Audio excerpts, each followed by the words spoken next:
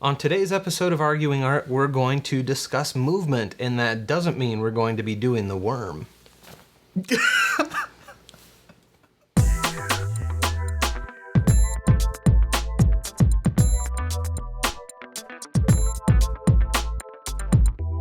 I did not know you were going to say that.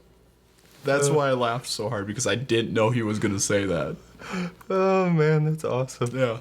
All right, you're supposed to bring us back. So. Yes, I am. It's always good to make you laugh, Micah. Yeah. So on this episode, Mike is going to explain the principle of movement in art. And what that means is... Movement is... there's two different kinds of movement that we can talk about. We'll cover the smaller one first. Okay. Basically, it's the movement of a piece in a piece. So you got a car driving down a road. It's that sense of movement. Okay. Difficult thing to achieve. If a car is just sitting on a street, it does have a different impact as far as what are you? You have spider webs in your hair, dude. Oh, really? In the front, right there. Must have fallen from the ceiling. Yeah. Okay, that we should start over then. I just looked up. I was like, I could tell. okay, so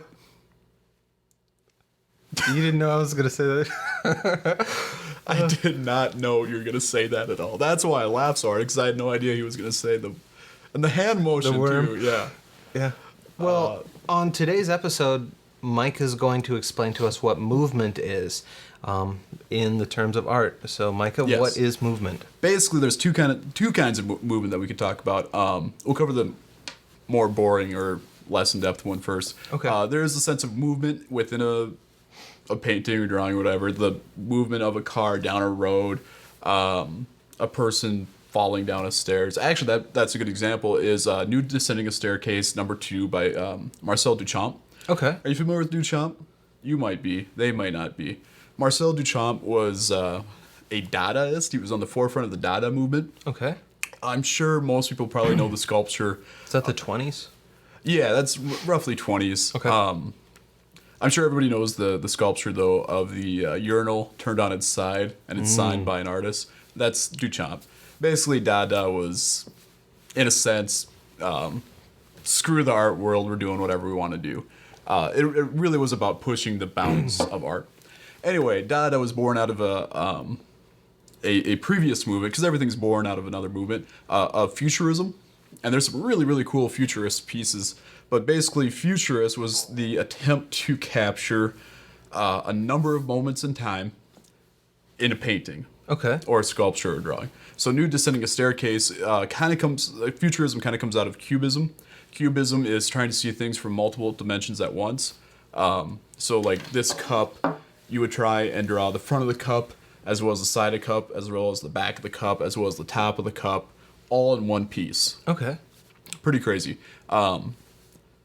Futurism then is to draw the cup here, here, here, here, here, here, because it's over that 30 seconds of time. So Nude Descending a Staircase is actually a painting of a nude walking down stairs. Okay. So that's the attempt to capture that kind of movement. That's Little one type did they of know movement. that you would get cameras in the future that could actually just Yes. record the movement that they were looking for. Yeah, it's true. Although they had cameras then. Oh, did they? Oh, yeah, they did. Because I think, but I want to say 1923 is when Nude Descending a Staircase came out. Sure. And when was the Thomas Edison Frankenstein movie? Was that 1918? Yeah, the first animated movie was 1896, and it was The Path of Venus. Okay. Yeah. Wow, we are way off topic. Okay, so now here's the second type of movement. Movement can also refer to where your eye goes in a piece. Okay.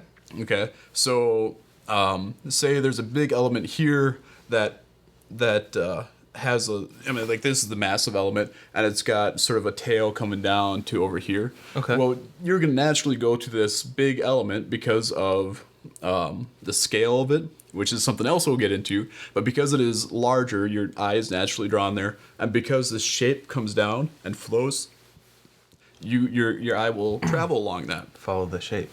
And that's movement. Okay.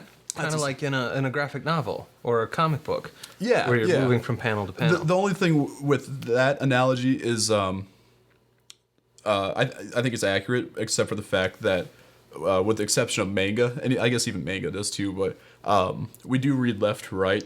Okay. So we're kind of already pre-programmed to work our way left to right in a literature type setting. Sure.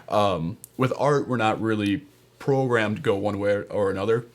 The big thing to remember is, where does your eye start and where does it end?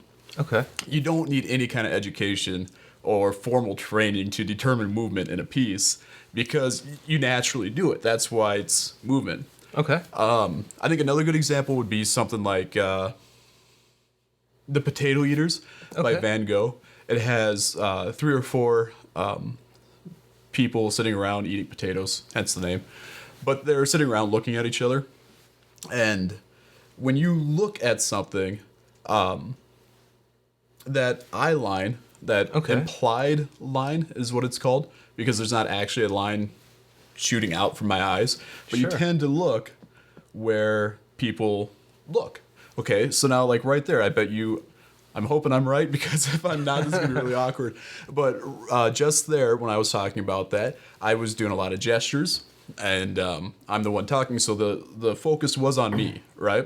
And I was looking at the camera, so everybody was looking at me as I'm explaining this, and then I turned and looked at you.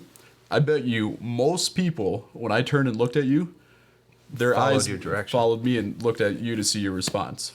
Interesting. That's the eye line movement. So basically, that's movement. A good thing, I mean, it helps with emphasis, which we'll talk about more. I think a good example, just to touch on it as long as we're here, would be a lot of religious works. There are some good examples. I won't list them all because there's way too many. Look at it like Caravaggio. It'll be like the 12 disciples sitting around kicking it with maybe Mary and the baby Jesus. And maybe Mary is in the center holding the baby Jesus. And not only is she in the center, so you're going to look at her naturally, but all those disciples are probably looking at her too. Okay. So when you look at those disciples, your eye tends to want to go back to that main important part. And causes you to move to her. Yep. It's also similar to I think it's Jack Kirby comics, where someone's swinging a punch. There's movement lines following along the punch. There's a curve of the arm, and so you can see where it starts. You're programmed to look at the predominant person in the scene, and you follow the arm around to get the movement of the punch. Or in manga now, they do speed lines behind people, so you can feel the movement of someone moving forward. And then at the end of that fist, your eye would naturally keep going to see what they're about to hit. Okay. Probably somebody's face. So, I think that pretty well covers movement. If you have any questions, make sure to contact us. You can find our email online, but the best way is to leave comments at arguingart.com. We do this because we love it, so it's a great way to, we hang out on our forums, so check them out. We will get back to you, and it will be us.